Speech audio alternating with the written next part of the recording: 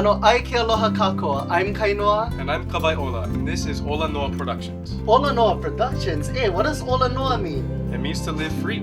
To live free. So why don't we? Yeah, why don't we? Especially with that thing they call the cost of living. Yeah, and we gotta make a living? Aren't we already living? Yeah, aren't we already living? You know, I think I know somebody who can answer some of the questions that we're having and how we even got into this mess. Who's that? And a little bit of wisdom to help guide us through it. Now, I know him as the Kahu. I know him as Uncle Kalani. Some know him as a rock star. Some people know him as a comedian. And some even know him as the guy who can say the truth in just 3 minutes time. Some people think he's holy.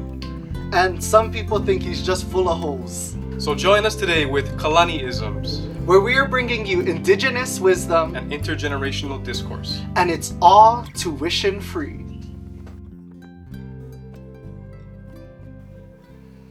When I was 9 years old, I was sitting in church, St. Gabriel's,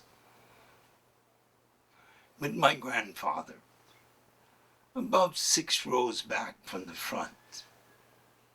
Sitting there in the pews, I was looking behind the man in the robes.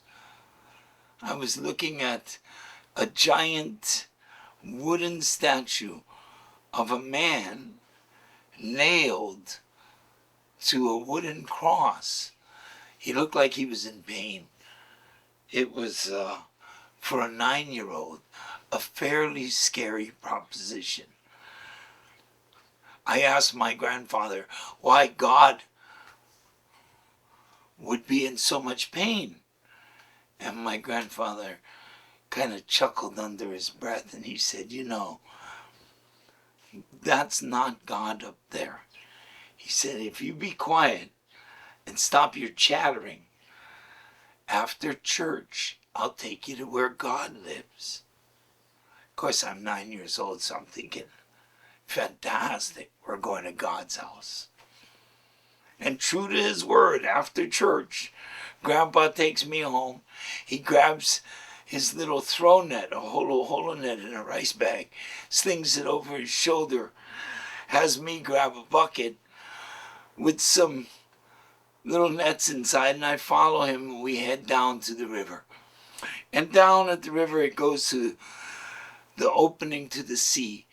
And there we go, hugging the cliffs, walking around to Wailuaiki Bay. And on the way into Wailuaiki Bay, and it's a little tricky because you got to know the tides. If you go at the wrong tide, well, you get washed out to sea or slammed against the cliffs. So we're heading in, and we're walking for about what seems like hours to me. I'm sure it wasn't. But when you're 9 years old, the only thought I had was, wow, God sure does live a long ways away.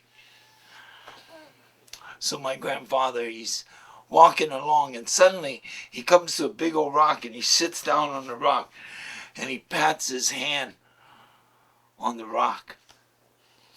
So I sit down next to him, and he says, right over there, boy. And I look out, and I'm looking at a little rocky beach.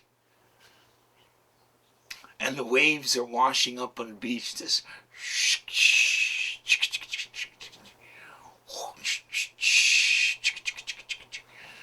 you know how the waves are down by a seashore. They're so steady. They just keep coming. It's almost timeless. So I'm sitting here and I'm watching, and my grandfather says, right there where the ocean is touching the earth, and where the ocean and the earth both touch the sky, the atmosphere. He said, right there along that seam, and I'm watching it, the waves are coming up, and he says, you see how that is? He says, it seems like it's the same, but actually it's always changing. In every second, it just keeps on changing. It looks like it's the same, but actually, what's the same about it is it keeps on changing. He said that's kind of the secret. It's always changing. It's the same thing again and again. It just keeps on changing. He says, that, boy, that is where God lives. Right on that seam, in between the water and the land and the air, the sky. He said, right along that seam that is never the same. Every second, a grain of sand or a drop of water or a molecule of air is moving, changing. It's always changing. He said, if it stayed the same, now that would be different. But it doesn't stay the same. It's always changing. And that's what makes it the same. It's the same thing again and again. It just keeps changing. He said that is where God lives. In the contradiction. In the opposition. In the duality. In the binality, and yet somehow the oneness.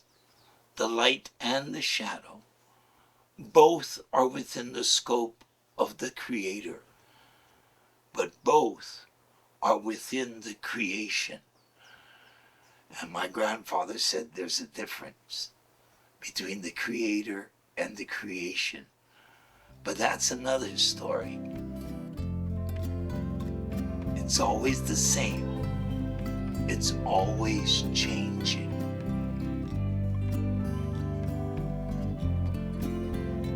So, what do you think he means about change? I don't know, maybe it's the change that just happened last night. A new old president.